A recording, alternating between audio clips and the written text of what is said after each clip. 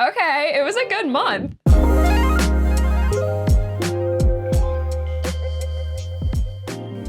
Hello, all you beautiful people. Let's do a March wrap up. In this video, I will tell you what was good and what was bad, and then we'll go through my April TBR and then new releases to be aware of for the month of April. First up is Inland. From last month's TBR wrap-up video, this was my luck of the draw pick.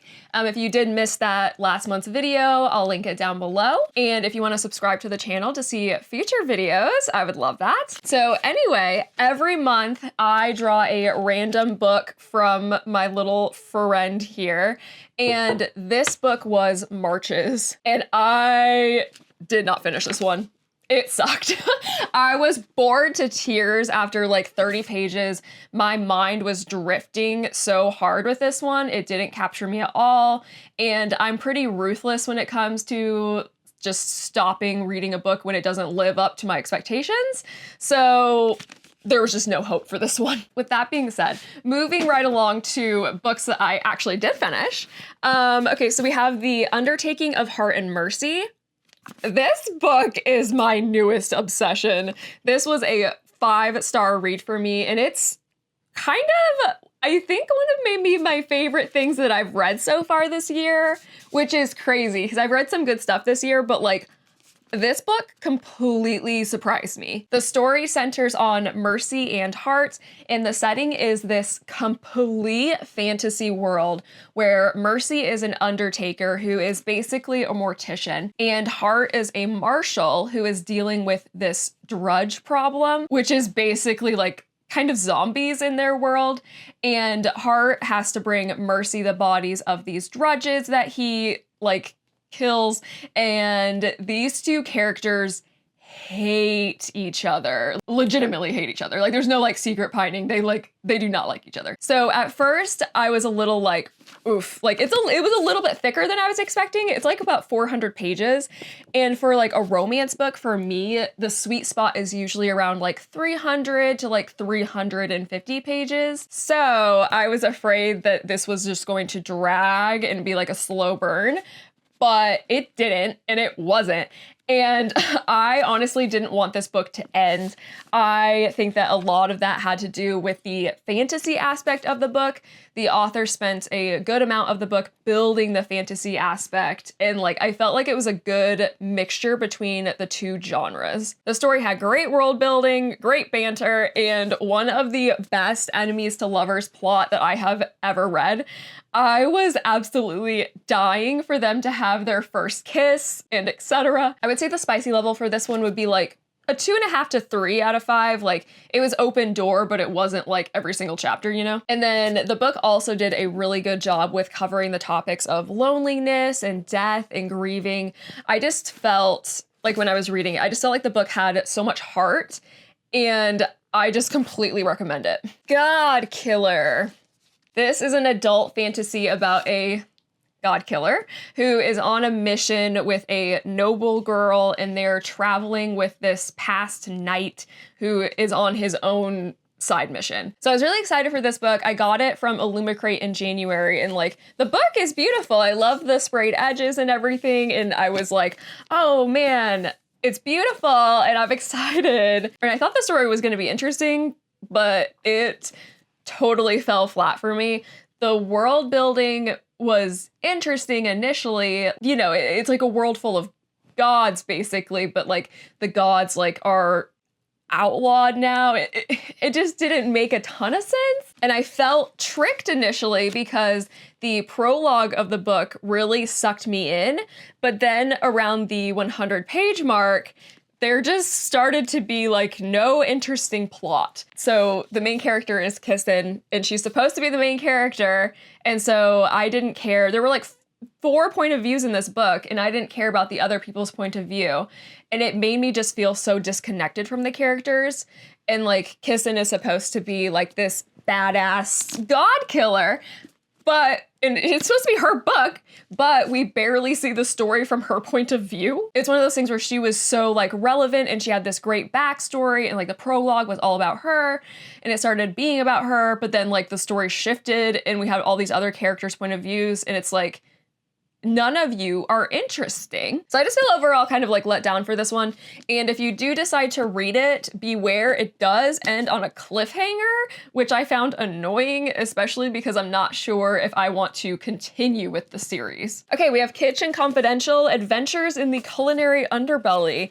This was my non-fiction pick of the month. I listened to part of this on audiobook and then part of it I read from the actual book. Listening to the book be narrated by him completely added to the experience because it was nice to be able to hear him pronounce like these, you know, French like cooking terms and words that like I would not have pronounced correctly. And then he also would do like different voices for like the people that he was talking about and everything. If I were to just read it on my own, I wouldn't have enjoyed it as much. So I'm the type of person who finds cooking or food shows or just really just restaurants in general really interesting.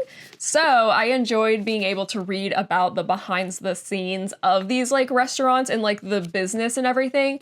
And the book just completely reaffirmed what I felt like I already knew, and that's that the restaurant business seems hard. The Adventures of Amina. This was my March book of the month pick. It was the poll winner. You guys picked it for me, but I was very happy because I wanted to read it. Basically, it's a pirate book about this badass female pirate and the quest that she's on. I did not expect to like this pirate book as much as I did. The characters I just really loved, and I loved that it had this like fantasy, like magical aspect to it. I do have a whole spoiler talk on this one. If you are interested, you can check that out. But overall, this whole book was just very entertaining to me and I really loved it. The Soulmate. Oh my gosh. I got this from Book of the Month in addition to Amina for March. This is a book that I was dying to read this year, and it was an early release from Book of the Month, so I was super happy. It's actually coming out the beginning of April. I loved this book. I devoured this within 24 hours. I could not stop thinking about it. The book was incredibly fast-paced. Every chapter was really short, like under 5 pages, which completely made the story just like speed right along. So I've talked about this book a lot in past videos about how excited I was for it, but basically it's about Pippa and Gabe who own a cliffside home, and this woman dies by either jumping or falling or being pushed off the cliff. It's the big question of the novel of what happened, and all eyes look to Gabe because he was with the lady on the cliffside when something happened. Something happened and she went over. We don't know what. So I thought this one had a lot of really good twists, and there were some things that I like kind of guessed, but the way everything was revealed and how the story was told, I really, really enjoyed how everything was set up. Also, I thought the book did a really good job of covering mental health and showing it from the aspect of a person struggling with their mental health and the impact that it can have on everyone around them. See, it was just a good month for reading. Like, this is another one where it's like, I recommend it. Okay, another really good one. Georgie All Along. I have a reading vlog for this one, which I will link below. I got this in my monthly box for Once Upon a Book Club. So in that video, I also opened the gifts that went along with the story, which, by the way, that was an awesome box. I loved all of the gifts. I thought it was actually like really well done. So yeah, go check that out. So this is a small town romance book about Georgie, who moves back to her hometown and she's trying to find herself, and she becomes somewhat of roommates with the town's old past troublemaker, who is now a total sweetie, and I adored him. I have like these moments where I'm reading like another genre, like a fantasy or like a thriller, where I'm like, man, I don't know if romance is my favorite genre anymore. Like, oh, I'm really digging this thriller. And then I read a great romance like this, and it makes me be like, No, no, no. Romance just makes me feel so many things and I love it. So for me, this was a 5-star read. I felt like the main characters had genuine care for one another and they showed great growth in their lives beyond the romance plot. In addition to that, the love story was incredibly sweet, but it also had the perfect amount of like build up and spice for me, probably like spicy level 3 out of 5. I did not expect to adore this book as much as I did, but I completely recommend it. Okay, and continuing on with this romance train, it was a romantic month, apparently. So the next one is Finn Rhodes Forever. I got this as an ARC from the author Stephanie Archer. This book was released March 21st. It's the 4th installment of her Queen's Cove romance series. But if you've seen my best books of 2022 video, then you know that Stephanie's book, The Wrong Mr. Right, was one of my favorite reads last year. So I was super excited to get an ARC for this newest release. So this book is about Finn, and he's in love with Olivia, and he spends the whole book trying to win her affections, essentially. And it's a great read if you like the trope where like the guy falls first. This book had me cackling one moment and then blushing the next. Like spicy level wise, it was probably like a 4, like it was like up there.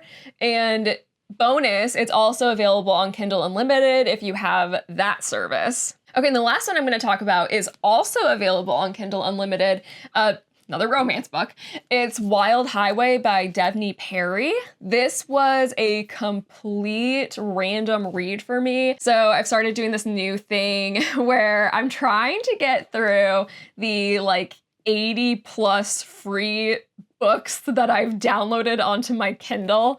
Like whenever there are sales or like free books, I just download. So I'm trying to work through that backlog. So I've started doing a random number generator, and whatever it lands on, I count down on my Kindle, and that's what I read. So in this case, it completely worked out. I found this hidden gem, and I'm very excited.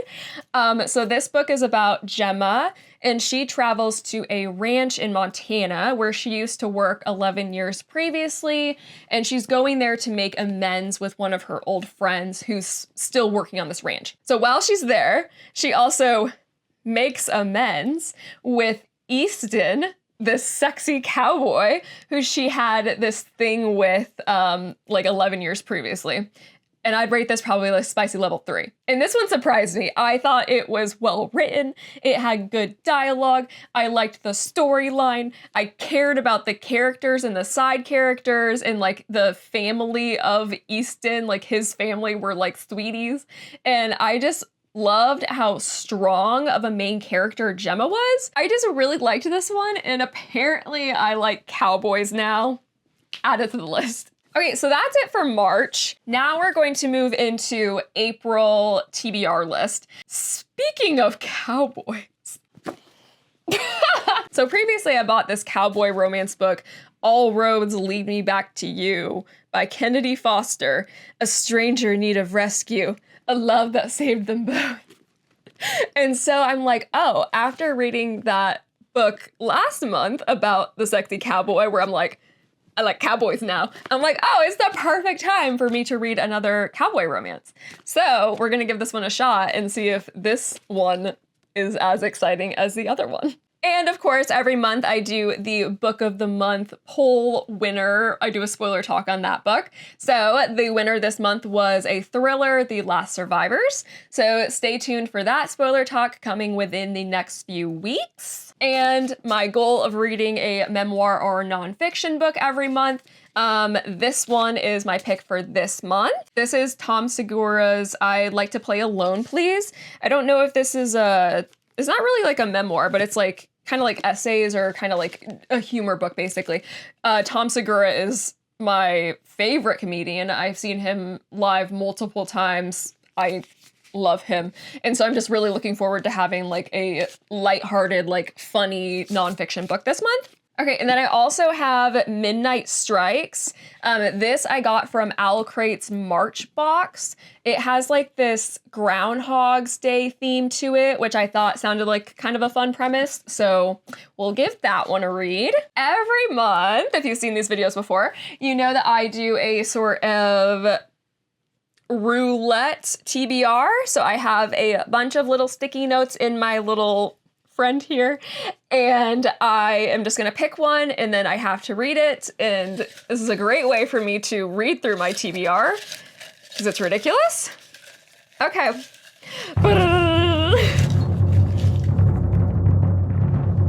Hopefully it's a good one because the last few times I've picked out of this, they've sucked. Oh! Romance book. Okay, so this is actually perfect. I've been loving the romance books lately. This one came out, gosh, I want to say June of 2022, and I bought it with all intentions of reading it when it first came out, and that didn't happen. Perfect timing, great for me to finally read this. Basically, it's about, okay, so a girl goes on vacation with her brother. She finds a dead body, and then this bounty hunter like comes in to solve the crime, which is totally not how that works, by the way. I don't know why I was like drawn to it. So we're gonna give this one a shot, see how it is. I've heard conflicting things on whether or not it's good. Like I've heard like Tessa Bailey can kind of be hit or miss for me. Like I haven't been loving her books lately. So like she's had like a bunch of new releases like this year, I think. And I just haven't really been interested in them. Like the last one that I read from her was Hook, Line, and Sinker. So it's been a while. So we'll give her a shot. And by the way, she is very spicy. So if you're looking for a spicy read, you can read this with me and we'll see how we feel about it next month. Okay, then of course we do have some noteworthy new releases for April. Here's just a list of books that have me excited. Yours Truly by Abby Jimenez, Happy Place by Emily Henry, In the Lives of Puppets by TJ Klune, The Last Word by Taylor Adams, Homecoming by Kate Morton, Everything She Feared by Rick Mofina, You Shouldn't Have Come Here by Geneva Rose, Divine Arrivals by Rebecca Ross. So that is it for today's video, guys. I hope you find some awesome things to read in April. Thank you so much for spending your time with me today. Be sure to like, comment, and subscribe, and we'll see you in the next one. Bye.